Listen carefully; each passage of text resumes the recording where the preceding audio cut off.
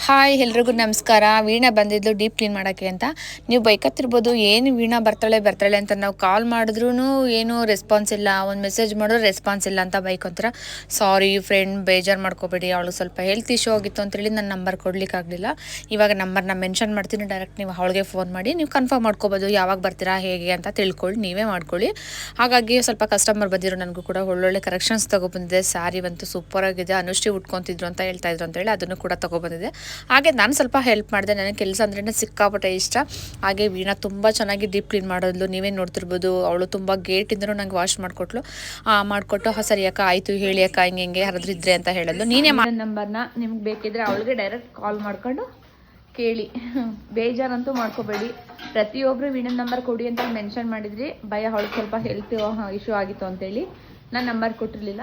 ಇನ್ನು ಮುಂದೆ ಏನಾದರೂ ಬೇಕಿದ್ರೆ ಬರ್ತಾಳೆ. ಏನೇ ವೀಣಾ ಹೋಗ್ತೀಯಾ? ಓಕೆ ವೀಣಾ, ಆಯಿತು ಹೇಳ್ತಿರೋದಕ್ಕೆ.